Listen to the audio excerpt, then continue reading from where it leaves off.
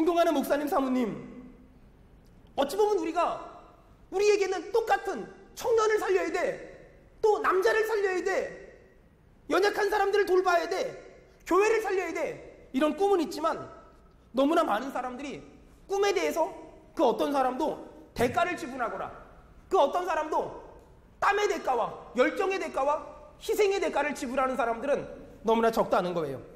여러분, 성경에서 말하는 가장 이상적인 교회가 어딜까요?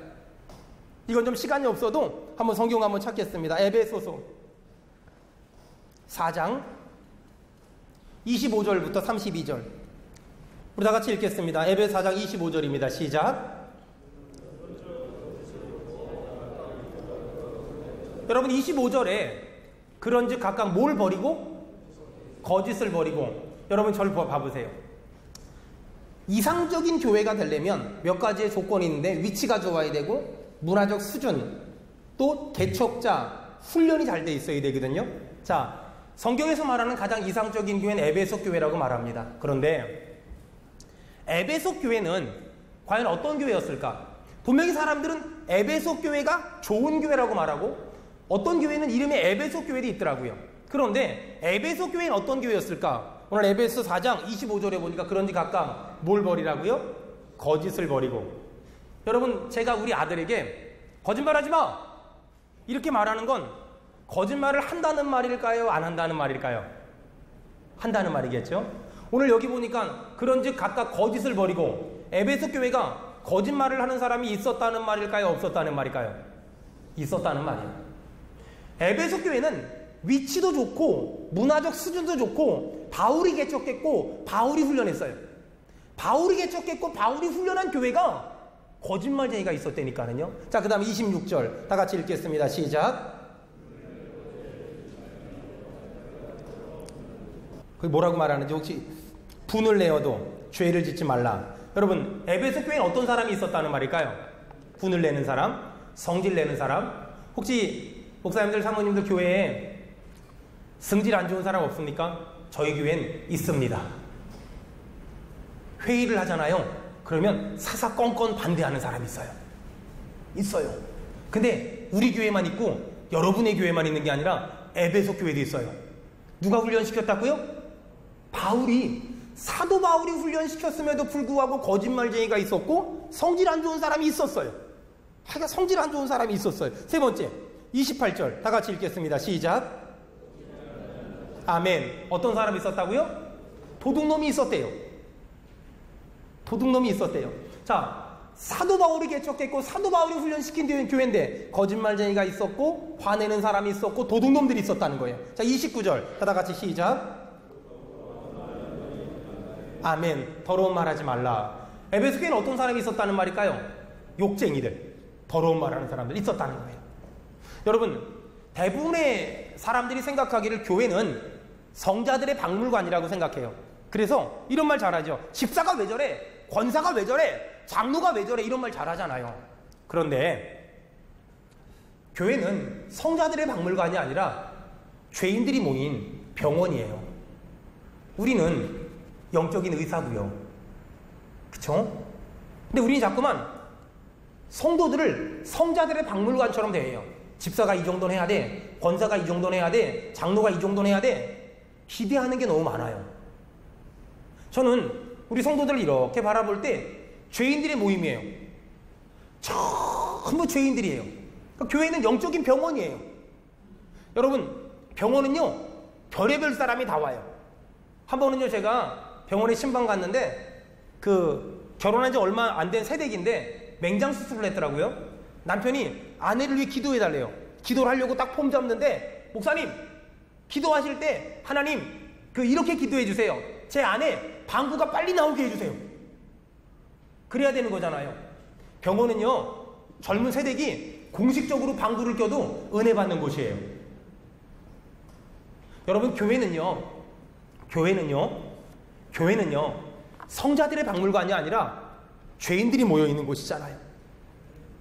우리 성도들 전부 다 죄인들이 모여있고 죄인들이 모여있는 곳이잖아요. 그럼 우리가 뭐 해야 될까요? 우리가 할 일은 끊임없이 용서하는 거예요. 목사님들이 제가 이렇게 그 안팎으로 많이 만나다 보니까 목사님들 만나면서 느끼는 게 뭐냐면 너무나 상처들이 많으세요. 성도들도 상처가 많지만 목사님들도 상처가 참 많으세요. 지난주엔 제가 30대 목회자들 100명 데리고 같이 이렇게 얘기를 했어요. 너무나 많은 목사님들이 상처들이 많아요. 도대체가 용서할 수 없대요. 도대체가 용서할 수 없대요. 제가 짧은 기간 목회하면서 깨달은 게 있어요. 목회는 끊임없이 용서해 주는 거 아닐까? 저는 만약에 저희 교회 장애 아이들이 없었다면 이런 마음이 없었을 거예요. 근데 우리 장애 아이들을 섬기면서 하나님이 이런 마음을 주시기 시작했어요. 어떤 아이는요, 밤새 잠을 안 자요. 보통 자폐 아이들이 저녁에 약을 먹어요. 신경 안정제를 먹거든요. 근데 얘네들이 얼마나 대단하냐면요, 신경 안정제를 먹으면 잠이 오는데 잠을 참아요. 이렇게 참아요. 그러면 잠이 안 오니까 옆에 엄마 아빠들을 괴롭혀요. 소리 지르고 으아 이렇게 소리 질러요. 엄마 아빠가 도저히 안 되고 엄마 아빠가 매를 맞아요, 아이한테. 그럼 저한테 전화를 해요. 목사님 살려주세요. 그럼 새벽 2시에도 뛰어가요. 밤 12시에도 뛰어가요. 그럼 데리다가 우리 집에 재워요. 우리 집에 재우고, 안 그러면 목양실에 재워요. 제가 끌어안고 자요. 제가 3살, 4살 이때부터 돌본 아이들이라 지금도 제 목소리만 들으면 애들이 잡혀요. 제가 이렇게 멀리 와 있잖아요. 그럼 전화 와요. 어저께도 2사람 전화 왔어요. 제가 스피커폰 딱 켜놓고 제가 한마디 해요. 그만 자라. 그만 자. 지금 잠 안 자면 목사님 내일 가서 죽는다. 이렇게 협박을 해요. 그러면 이 아이들이 잠이 들어요. 저는 그 아이들을 바라다 보면서 어쩔 때는 엄마가 매를 맞고 와요. 어쩔 때는 아빠가 죽어버리고 싶다고 와요. 저는 그래서 꿈이, 저희 교회에서 지금 준비 중에 있는데 여러분 기도해 주세요. 저는 우리 아이들, 그 장애 아이들 데리고 살려고, 교회에서. 그래서 그룹홈도 만들고 작업장도 만들고 지금 그러려고 지금 여러 가지를 준비 중에 있고, 아마 조만간에 큰 그림들이 나오지 않을까 이런 생각하고 있어요. 맨날 그런 아이들하고 씨름하다 보니까 이렇게 멀쩡한 사람들 보잖아요. 보기만 해도 은혜가 넘쳐요. 그냥 보기만 해도 좋아요. 보기만 해도 감사하고요. 보기만 해도 얼마나 좋은데요. 다른 교회 집회를 이렇게 나가거든요. 막 집회 막 하는데 대부분 교회들이 굉장히 경건하잖아요. 아멘도 잘 안 하고 우리 교회 장애아이처럼 막 번쩍번쩍 뛰지도 않고 그냥 뭐 이러잖아요. 그럼 뭔가 허전해요. 저 뭔가 이상하다. 그런 아이들하고 씨름하고, 그런 아이들 엄마들 붙잡고 같이 울고, 그런 아이들 아빠들 붙잡고 같이 아파하고 밤새고 얘기하고 이러다 보니까 내가 목회를 하면 살 수 있는 게 뭘까라고 생각하면 그 아이들 위해서 울어주는 거. 그 아이들 위해서 그냥 사람들이 그래요. 어떻게 목사님, 저 아이들이 저렇게 미친 듯이 뛰는 저 아이들이 목사님한테만 가면은 아이들이 잡혀요. 목사님한테만 가서 잠을 잡히는 게 아니에요. 그 아이들 붙잡고 울고 같이, 얘가 나 때리면 저도 얘 때려요. 제가 저희 교회 장애 아이들 부모들한테 이 아이들에 대한 생사 여탈권을 받았어요. 죽이든 살리든 냅둬라. 안 그러면 나한테 맡기지 마라. 그러니까 얘가 한 대 때리면 저도 한 대 때려요. 그러면서 이제는 그냥 저한테는 다 아들이에요. 다 딸이고. 끌어안고 자고, 끌어안고 씨름하고, 같이 목욕탕 가고, 같이 공원 운동하면서 이 아이들하고 살아요. 그러면서 목회를 해요. 이 아이들을 바라다 보면서 제가 목회가 뭔지를 알아요. 저보고 목회가 뭐냐고 묻는다면 전 이렇게 말해요. 우는 자와 함께 우는 거라고. 아파하는 자와 함께 아파하는 거라고. 애통하는 자들과 함께 애통하는 거라고. 저는 지금도 그렇게 살고 있습니다.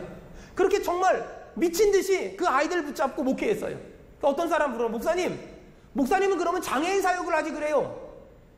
여러분, 장애인 사역을 하려면 비장애인, 일반적인 목회를 잘해야 장애인 사역을 할 수 있어요.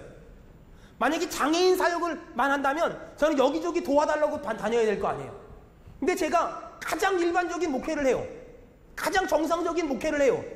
그러다 보니까 거기서 나오는 일반적인 목회에서 나오는 힘과 에너지와 열정이 그 장애 아이들에게 전부 혜택으로 돌아가는 거예요.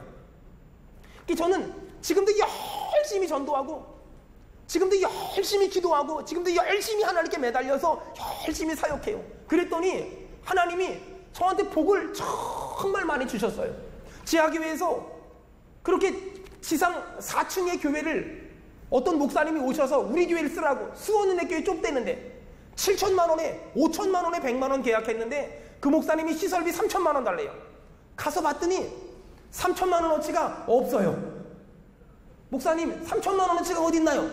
살 때 그만큼 들었대.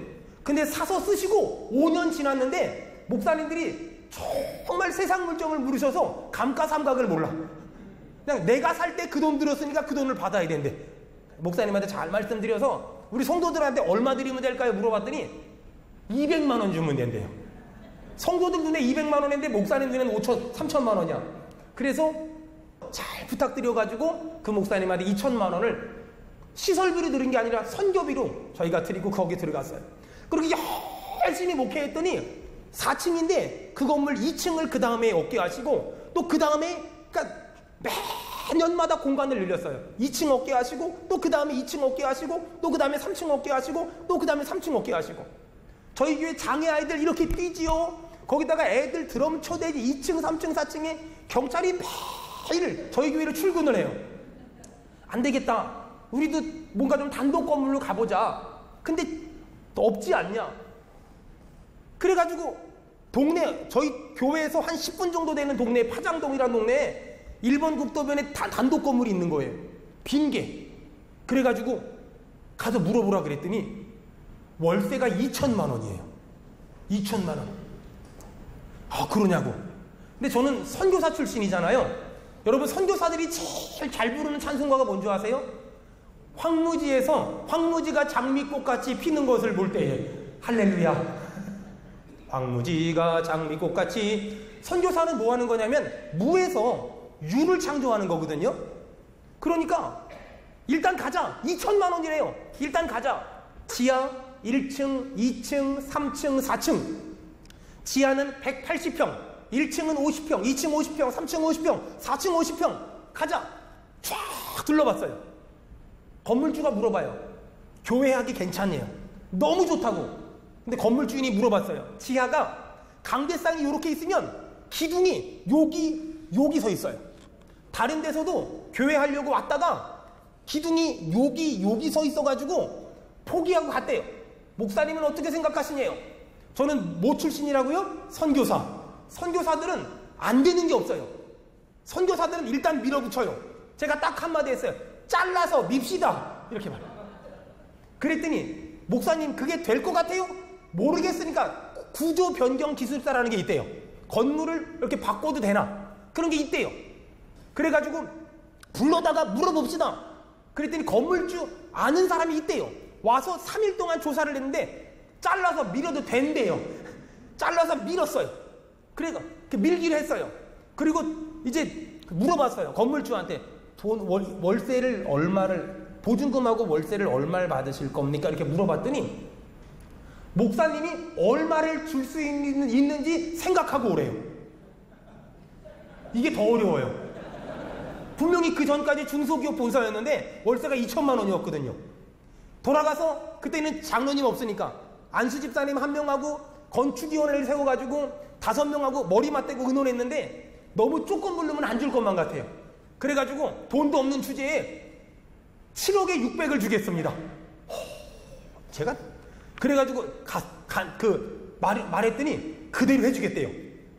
근데 7억에 600을 그 전날까지 못 만들었어요. 쫓아가서 사실 이만저만해서 이렇게 만들었어야 되는데 못 만들었습니다. 6억에 500만 하면 안 될까요? 라고 말했더니 그 장로님께서, 그 건축주님께서 목사님이 어떤 말씀을 하시든지 그대로 하려고 이미 마음 먹고 있었대요. 기분이 굉장히 나쁘더라고요. 옆을 밀 때부터 저 목사님은 비범한 사람이었대. 그리고 나중에 본색을 밝히시는데 통합 측의 노량진교회 수석 장로님이시더라고요. 그쪽과 연관된 분 있으면 이일혁 장로님이시라고요? 제 말을 듣고 본인 교회 가서 강신원 목사님한테 물어봤대요. 이런 젊은 목사가 교회를 해보겠다고 내 건물에 왔는데 어떻게 하면 좋겠냐고. 강신원 목사님이 그러셨대요. 요즘 우리 교회도 돈을 싸줘도 교회를 못하는 판국에 젊은 목사가 해보겠다는데 원하는 대로 해주라고. 그 정보를 조금만 일찍 입수했다면 1억에 200 정도 했을 텐데 그 정보를 하필이면 그때 말하는 바람에 6억에 500 해가지고 교회를 개학을 했어요. 이전 예배를 딱 드리고 그 장로님께서 목사님 수고하셨다고, 목사님 제가 선물을 하나 주고 싶은데 목사님 차가 필요하세요? 피아노가 필요하세요? 그랜드 피아노가 필요하세요? 물어봐요. 건물주가. 그래서 저는 당연히 그랜드 피아노가 필요하다 그랬죠. 그랬더니 그 다음날 2천만 원짜리 그랜드 피아노를 사가지고 저희 교회에 다 갖다 놓으셨어요. 제가 이래봬도 건축주한테 이런 혜택을 받고 사는 사람. 그래가지고 또 열심히 목회를 했어요. 지하가 한 350석, 저희 노예 목사님들 계시니까 350석 정도 되거든요. 열심히 목회했더니 1년 지나 2년이 지났어요. 2010년도에 시작했는데 2012년도가 됐는데 동네에서 어떤 안수 집사님, 권사님 두 분이 저를 찾아왔어요. 2012년도에. 목사님, 저희 교회 목사님이 건축을 하시다가 돌아가셨어요. 그래서 그 교회를 수원은혜 교회가 좀 인수해 줬으면 좋겠어요. 교인들이 한 500명 됐는데 다 떠나고 지금 한 30명 남았어요. 찾아온 거예요. 저희 성도들한테 물어봤어요. 우리가 인수 안 하면 어떻게 됩니까? 하나님의 교회에 넘어간대요. 저희 성도들한테 얘기했어요. 이런 일이 있다. 어떻게 하면 좋겠냐? 빚이 30억. 어떻게 하면 되겠냐고 저희 성도들한테 물어봤어요. 근데 참 성도들은 목사 닮아요. 헌금 내는 사람은 아무도 없는데요, 다 하재요. 아니, 헌금 내는 사람이 한 명도 없어요. 근데 하재요. 그래가지고 공동의회를 했는데 100% 찬성. 그래가지고 거길 2012년도 10월 첫째 주에 9월달 동안 리모델링을 하고 10월 첫째 주에 이사를 갔어요. 근데 가서 보니까 30억이라는 돈이 우리나라 돈이 아니라 엔화, 일본 돈으로 대출받아 건축을 하신 거예요. 그때 엔화가 1,600원이었어요. 저희가 인수할 때. 근데 저희가 딱 인수하고 들어가기 시작하면서, 여러분 좀 그 동네 경제 사정을 아시는 분들은 아시겠죠? 엔화가 뚝뚝뚝뚝 떨어지기 시작하는 거예요. 팍 떨어지기 시작하면서 900원을 찍었을 때 엔화에서 원화로 바꿨어요. 그래서 30억이 갑자기 14억이 됐어요. 제가 이래봬도 2년 동안 16억 갚은 목사라는 거. 그래서 지금 그 교회에서 목회하고 있고, 지금 그 교회가 한 800석 정도 되는데, 근데 지금 하나님의 은혜로 이렇게 거의 차고 1부, 2부, 3부, 4부 이렇게 예배드리고 있는 가운데 있습니다. 저는 하나님이 왜 저한테 이런 복을 주셨을까? 하나님이 왜 저한테 이런 복을 주셨을까? 가만히 생각해 봤어요. 아직 결정되지 않았지만 이왕 말한 거 극비사항 하나 더 말씀드린다면, 어떤 목사님이 얼마 전에 찾아오셨어요. 자기네 교회를 통째로 우리 교회에 그 편입시키고 싶으시다고. 아무 조건 없다고. 거기다가 딱 하나만 하라고. 사회복지법인, 장애인 시설, 요양원, 양로원 이런 거 하라고. 그래서 그걸 지금 받아야 되나 말아야 되나 고민 중에 있어요. 여러분, 제가 이제 마지막 도전을 한 가지 하려고 합니다. 하나님의 은혜로 저는 1,000만 원에 50만 원짜리 월세로 교회를 시작했어요. 아무것도 가진 것도 없고 아무것도 배운 게 없었어요. 어느 정도로 아는 게 없었냐면, 저는 21살 때부터 선교지에서 굴러먹은 사람이에요. 우리 목사님이 어느 날 저보고 불러요. 그 교회 청년이었는데, 주석아, 저 필리핀에 피나투보 화산 터졌다. 저 사람들 불쌍하니까 도와주러 가자. 교회에서 구호물자 잔뜩 얻어다가 우리 목사님 모시고 피나투보 화산 터졌을 때 거기 구호물자 가지고 갔어요. 충격적인 건 토요일날 목사님이 그러세요. 야, 나는 주일 설교 때문에 가야 되니까 넌 남아서 계속 도와. 그게 선교사 시작이에요. 그래서 선교사를 시작했어요. 그러면서 우리 목사님이 계속 그 이메일 보내서 이렇게 그럼 그대로 하면서 왔다 갔다 하면서 했어요. 그러면서 어느 날 와보니까 우리 목사님이 신학교에 입학원서 집어넣어놓고요. 그 신학교 그냥 다니면서 화요일, 수요일, 목요일, 금요일은 학교 다니고, 금요일 저녁 비행기 타고 필리핀 들어가서 예배당 건축하고, 고아원 건축하고, 또 피딩 미니스트리 하고, 또 빈민구제하고, 또 사역, 목회자 세미나 인도하고, 이렇게 10년을, 6년을 보내고 4년을 살았어요. 제가 어떻게 살았는지 기억이 안 나요. 제 여권에 도장 찍힌 것만 해도 더 이상 찍힐 데가 없이 찍혔어요. 저는 지금도 가만히 생각해 봐봐요. 한국 목회를 전혀 몰라요, 저는. 처음에 교회를 개척했을 때 성찬식을 해야 되잖아요. 학교에서 배운 건 있는데 기억이 잘 안 나요. 공부를 안 해가지고. 세례식을, 성찬식을 해야 되는데 저는 그냥 필리핀에서는 그냥 성찬식 할 때 다 먹거든요. 우리나라는 세례교인 이상만 먹잖아요. 근데 필리핀에서는 그냥 큰 떡 하나 갖다 놓고 포도주도 그냥 이런 양푼에다 갖다 놓고 알아서 떠먹게 해요, 그냥. 그래서 목회를 선교지처럼 했어요. 그런데 사람들이 많아지면서 부교육자를 한 사람 썼더니 목사님 그러시면 안 된대. 그러면서 총회 헌법책을 가지고 왔더라고요. 안 되는구나. 그리고 얼른 그때부터 세례교인 이상만 하는 거래요. 그러고 바꿨어요. 사람들이 저보고 창조적인 목회를 한대요. 근데 창조적인 게 아니라 누구한테 배운 적이 없었어요. 그 흔한 제자훈련도 배워본 적이 없고, 그 흔한 무슨 셀도 배워본 적이 없고, 그 흔한 무슨 두 달개도 배워본 적이 없어요. 그런 데를 가보질 못했어요. 저보고 왜냐고 물어보세요. 돈 없어서요. 이유는 너무 간단해요. 지금도 없고 그때도 없었어요. 근데 마치 제 목회를 생각을 하면 하나님이 물속에다 딱 빠뜨려 놨는데 물속에서 살려고 막 발버둥 치다 보니까 살았네? 그래서 살아가지고 딱 나오니까 수영을 잘한대. 어떻게 그런 수영을 배웠냐고. 살려다 보니까 배운 게 개헤엄이잖아요. 그래서 제 목회는 개헤엄 목회입니다. 저는 참 하나님에게 복을 많이 받았어요. 제 노력으로 된 게 아무것도 없어요. 저는 주일날 이렇게 저희 성도들 보면서 저 사람들이 우리 교회에 왜 와 있지? 이런 생각이 들 정도로 신기하고 놀랍고, 1000여 명에 가까운 사람들이 있음에도 불구하고 저 사람들 우리 교회에 왜 왔지? 우리 부목사님들 보고 물어봐요. 또 왔어? 어디서 왔어? 어떻게 알고 왔어? 이렇게 물어봐요. 아직도 신기하고 아직도 놀라운 게 제 모습이에요. 근데 하나님이 왜 저에게 복을 주셨을까? 장애 아이들 섬겼더니, 장애 아이들 붙잡고 씨름했더니, 저희 어머니는 22살에 혼자 되셨거든요. 그리고 혼자 저를 키우셨어요. 그럼에도 불구하고 저 어릴 적에 생각해보면 그렇게 그지들이 많았잖아요.